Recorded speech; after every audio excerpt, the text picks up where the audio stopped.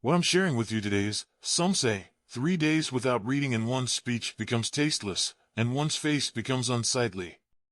Whether a person's face is attractive or not is superficial beauty. But no matter how beautiful a face is, seeing it too often makes it less appealing, even tiresome.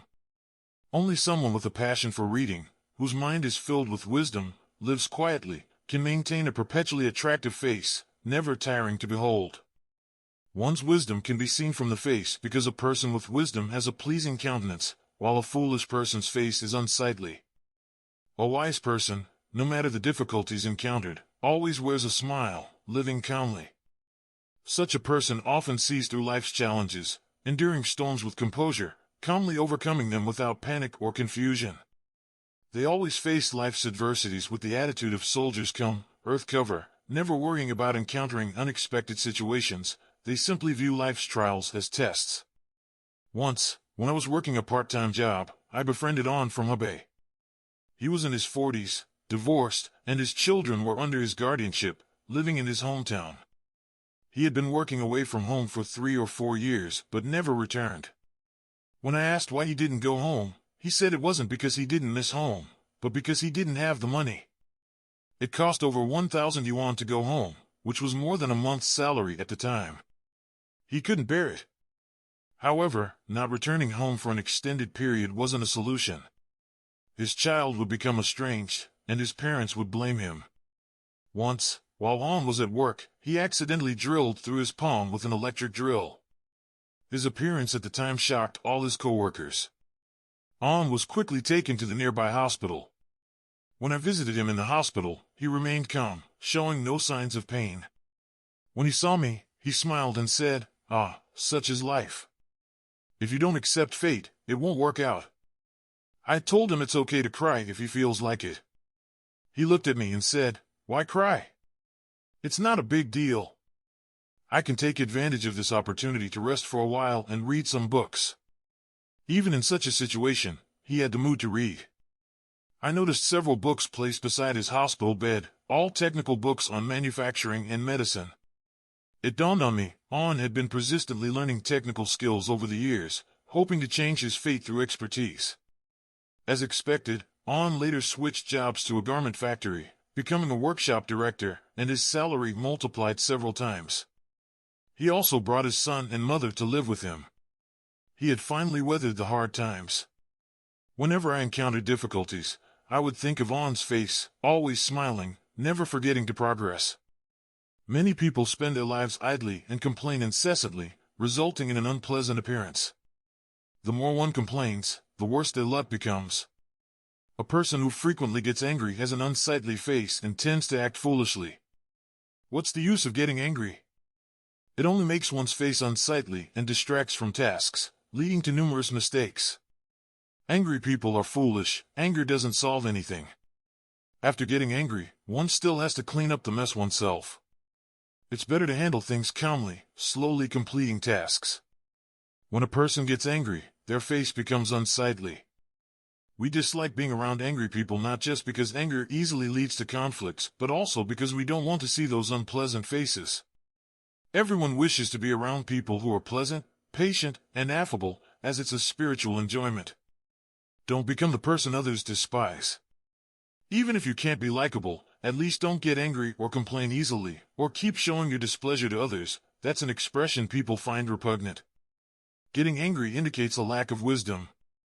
The most obvious manifestation of anger is in one's facial expression.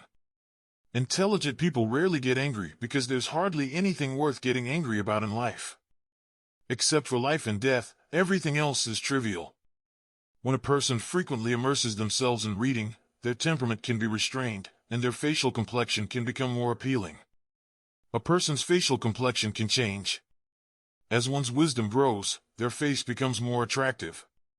As the saying goes, a belly full of poetry and books radiates charisma.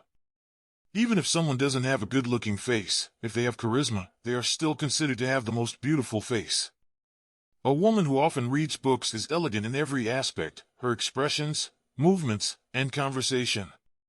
She never makes unwarranted comments or provokes anger. A woman who reads is also a good companion for a man's career development. She encourages men with smiles, advises them at critical moments, and determines the direction of family development. With harmony between husband and wife, the woman's face is even more radiant with smiles. Dongqing is a well-known book enthusiast. She says there's no television in her bedroom, and she doesn't bring any electronic devices into her bedroom before going to sleep. Instead, she quietly reads poetry and then goes to bed.